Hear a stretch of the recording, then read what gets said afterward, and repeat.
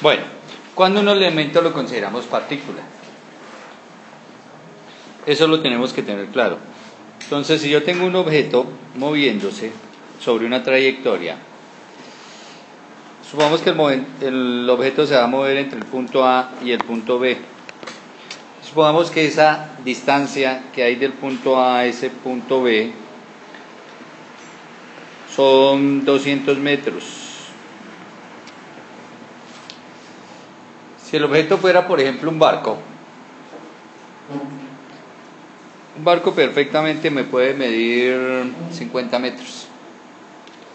Entonces, si dibujáramos aquí, poniendo por aquí el barco que se está moviendo, pues yo comparo la dimensión del barco, los 50 metros, con los 200 metros de la trayectoria que intenta moverse. La pregunta ¿es comparable esos 50 metros o hay que tener en cuenta esos 50 metros a la hora de evaluar el movimiento o no influyen en nada? Sí influyen, ¿cierto? Porque yo tendría que tomar un punto de referencia, que puede ser el centro del barco, puede ser la punta del barco, para evaluar el movimiento. Porque si simplemente considero el barco y digo, bueno, salió de acá y llegó, obviamente que llega primero la parte de adelante del barco, y si yo lo medí con respecto a la parte de atrás, pues estoy tomando mal el movimiento. Entonces, ahí en ese evento, el barco no funciona como partícula.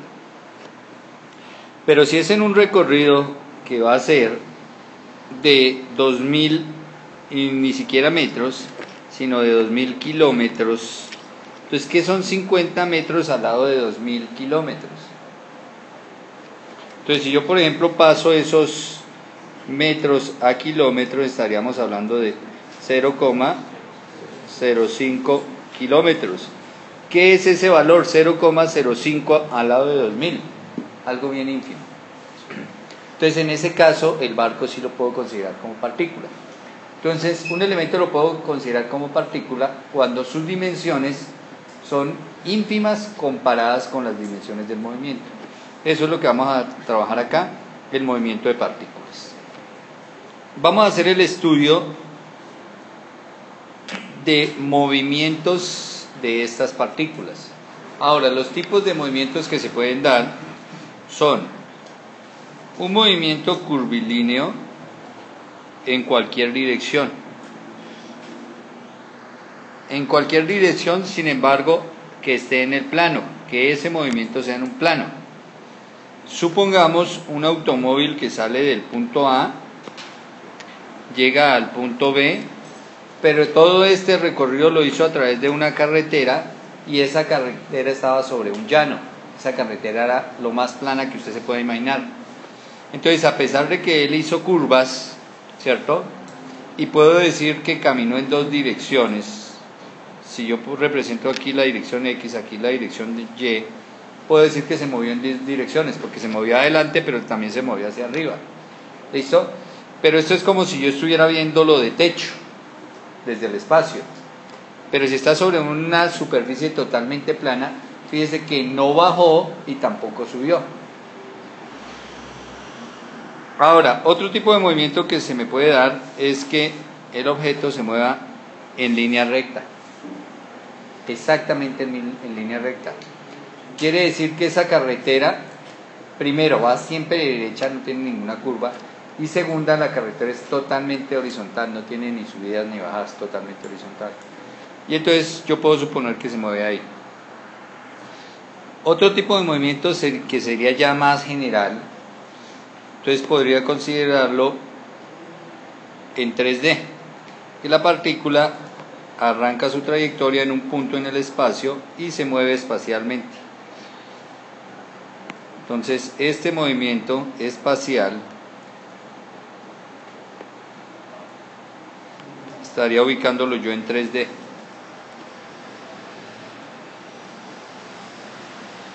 Es decir, que hay una variación en la altura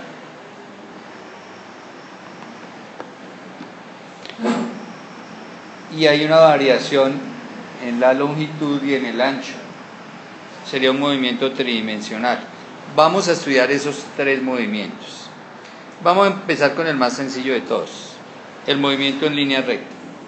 El movimiento en línea recta se llama un movimiento rectilíneo.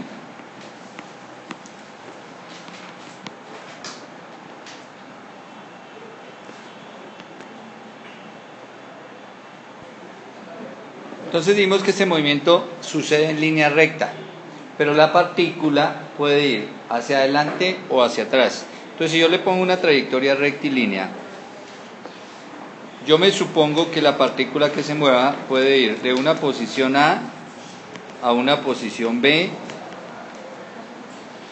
de la posición B a una posición C, y de la posición C a una D, y de la D a una E. En cualquier dirección se puede mover sobre esta línea, en cualquier dirección, es decir, para adelante o para atrás. ¿Listo? Ahora, esto es porque hay muchos elementos en mecánica que tienen este tipo de movimiento. Por ejemplo, un pistón, ¿no? Pistón de un automóvil. Ese pistón se mueve en línea recta y se mueve en las dos direcciones, ¿no? Entonces son muchas las partículas o elementos que tienen ese tipo de movimiento. Para ello, para el estudio, vamos a empezar con el caso más simple. El caso más simple es suponiendo que yo puedo hallar la función de trayectoria. La función de trayectoria es que yo puedo conocer la posición de esa partícula respecto al tiempo.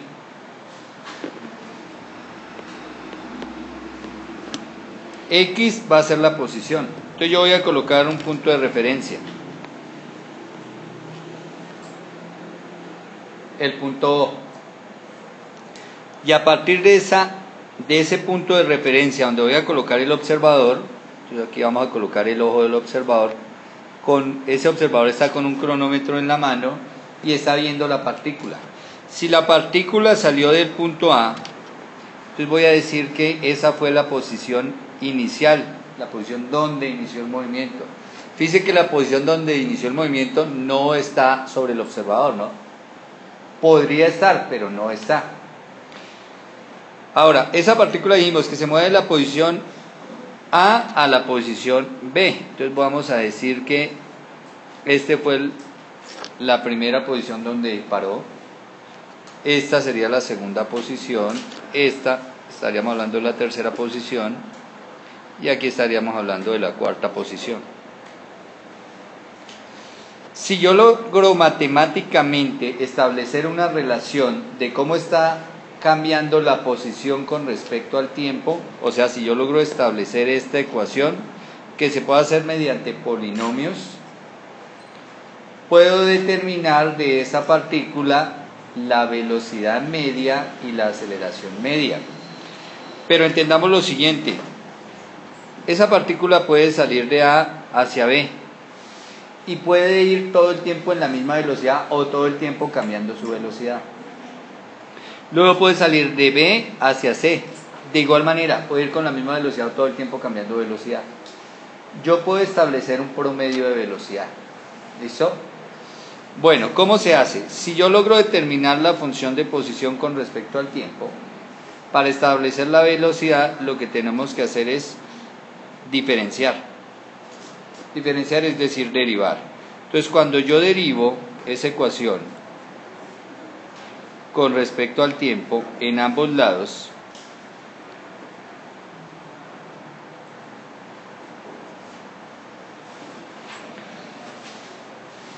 entonces esta derivada o este cambio de posición respecto al tiempo nosotros lo llamamos velocidad. Velocidad es cambio de posición respecto al tiempo. Y la velocidad me va a salir como f' de t. Recuerde que la derivada de f de t se llama f' de t. Y aquí lo que voy a tener es una ecuación la cual me va a permitir calcular las velocidades de la partícula en el tiempo. Ahora, esas velocidades pueden ser velocidad media o pueden ser una velocidad instantánea, dependiendo de cuántos puntos aquí tome dentro de la trayectoria. Si yo logro tomar muchísimos puntos acá, pues lo que hago es asegurarme que esta ecuación sea lo más descriptiva del movimiento. Y en esa medida, pues la ecuación de abajo también va a ser lo más descriptiva posible. Pero si no es así, si dejo los intervalos largos, pues esa ecuación no va a ser tan exacta, sino que va a tener un cierto rango de error. ¿Listo? Bueno, ahora nosotros sabemos que si volvemos y evaluamos cuánto cambia la velocidad en función del tiempo a través de la derivada, cuánto fue el cambio de velocidad respecto al tiempo,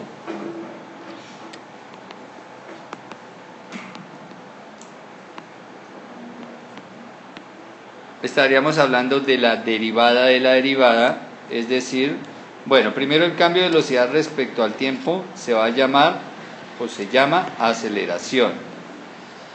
Y la aceleración es la segunda derivada de la función de posición.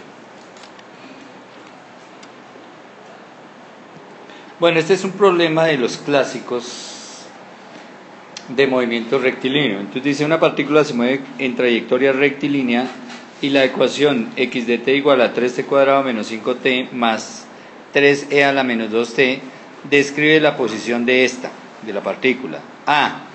¿Cuáles son su posición, velocidad y aceleración en t igual a 5 segundos? B. ¿Cuáles son su posición, velocidad y aceleración iniciales? Y C. ¿En qué instante o en qué instantes se detiene? Bueno, entonces lo primero es que me dan una ecuación. Esa es la ecuación de movimiento de la partícula. Entonces, como lo habíamos dicho, vamos a jugar con esa ecuación. Si inicialmente queremos calcular la velocidad o la ecuación de velocidad, entonces lo que hacemos es derivar la ecuación. Entonces decimos que la ecuación de posición en función del tiempo es 3t cuadrado menos 5t más 3e a la menos 2t.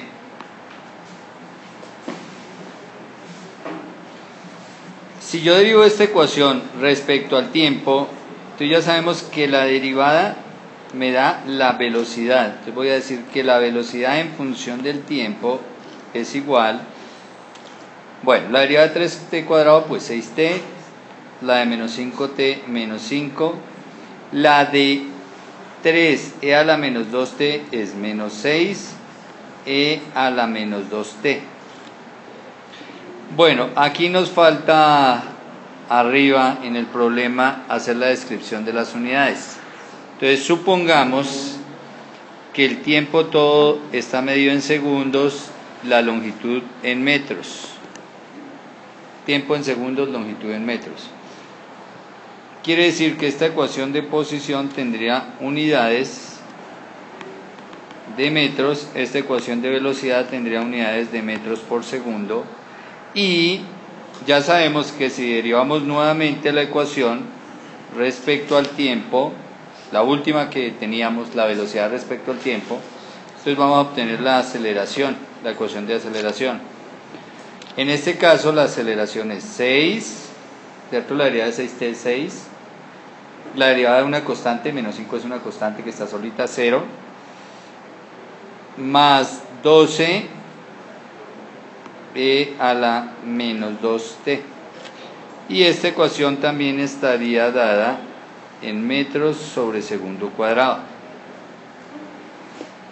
Normalmente las unidades están ahí descritas en el sistema internacional. Bueno, una vez que tenemos las ecuaciones de posición, velocidad y aceleración, puedo calcular la posición en cualquier instante de tiempo, la velocidad en cualquier instante de tiempo y la aceleración en cualquier instante de tiempo. Por ejemplo, la parte A del ejercicio nos dice que cuánto valen esas tres en t igual a 5. Entonces lo que hacemos es calcular acá, calculamos x de 5, o sea, 5 segundos es el tiempo, entonces por eso dice la posición en función del tiempo, lo que está dentro del paréntesis es el valor del tiempo.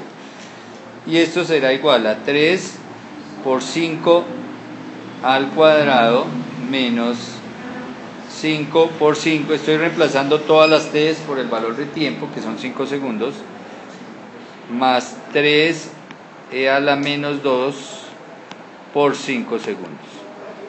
Bueno, y acá ya nos arrojará un resultado que es la posición de esa partícula en t igual a 5 segundos.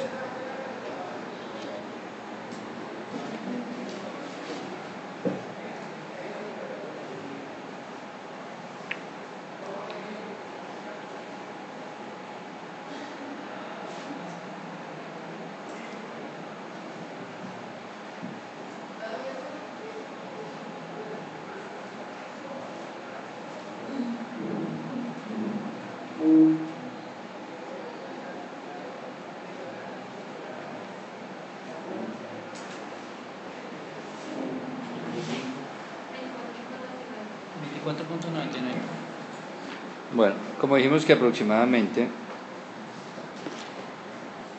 bueno, la velocidad 25 metros por segundo aproximadamente. Para calcular la aceleración, pues nos vamos a la ecuación de aceleración que está acá y vamos a decir que la aceleración a los 5 segundos es aproximadamente, entonces reemplazamos en la ecuación de aceleración 6 más 12 e a la menos 10, bueno, 2 por 5, ¿no? Que es 10. Luego tenemos que la aceleración a los 5 segundos es aproximadamente 6 metros por segundo cuadrado. Bueno, 6 y un valor pequeñito ahí al lado, 6 metros por segundo cuadrado. Entonces fíjese cómo teniendo las ecuaciones uno puede saber posición, velocidad de aceleración en cualquier instante. Bueno, la parte B del ejercicio nos pide las iniciales, posición, velocidad y aceleración iniciales. Luego, para hallar esas iniciales basta tener en cuenta que la inicial quiere decir que el tiempo transcurrido es 0 segundos. O sea, cuando el cronómetro está en 0 inicia el movimiento, eso es lo inicial.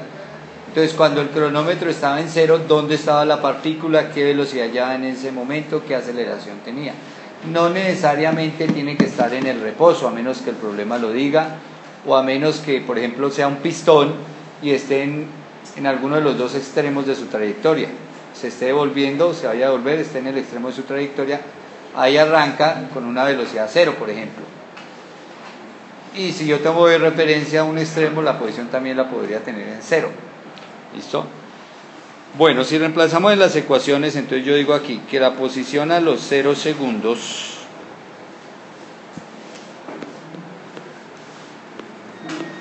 entonces al evaluar la ecuación la t por 0, aquí la t en 0, esta otra t en 0 y esta t de acá en 0, me va a quedar el resultado 3. Como estoy midiendo en metros, serán 3 metros. Repito, si cambio aquí la t por 0, pues 0 al cuadrado y por 3, 0. 5 por 0, la t del 5 por 0, entonces 5 por 0, 0. Y 2 por t, 2 por 0, 0. Y e a la menos 0, es lo mismo que e a la 0, me da 1. 1 por 3, 3. Luego la velocidad, esta es la posición inicial, ¿no? Posición inicial de la partícula. La velocidad inicial también la obtengo a los 0 segundos, pero voy a la ecuación de velocidad, es decir, aquí a la segunda. Cambio también la t por 0 y esta otra t aquí por 0. Entonces me queda 6 por 0, 0. Por el otro lado me queda menos 2 por 0, 0. E a la 0 es 1. Y 1 por 6 me da 6. Luego me quedaría menos 5 menos 6. Es decir, menos 11 metros por segundo. Y esta será la velocidad inicial, que normalmente la llamamos v de 0. Bueno, la posición inicial normalmente la llamamos x de 0. Y la aceleración inicial Entonces nuevamente la aceleración, pero a los 0 segundos, reemplazamos la t de la aceleración por 0, o sea, esta t por 0. 2 por 0, 0 da la 0, 1, 1 por 12, 12, 12 más 6, 18. Entonces nos da 18 metros por segundo cuadrado. Esa es la aceleración inicial de la partícula. Entonces, si hiciéramos una gráfica, podríamos decir que si colocamos aquí el 0 y colocamos esta como la dirección positiva y colocamos aquí una escala de numeración, por ejemplo 1, 2, 3, 4, entonces habría que decir la partícula está ubicada a 3 metros del observador. El observador se supone que está acá, ahí está el ojo del observador, a 3 metros. Como es positivo y yo estoy considerando positivo hacia la derecha, entonces estaría a 3 metros a la derecha del observador. Sin embargo, fíjense que la velocidad da negativa. Eso quiere decir que ella se está moviendo hacia la izquierda. Fíjense que la aceleración nos dio positiva. Ese positivo es que en ese momento la partícula está acelerando. ¿Listo? Está acelerando la partícula, está aumentando la velocidad, pero la está aumentando hacia la izquierda.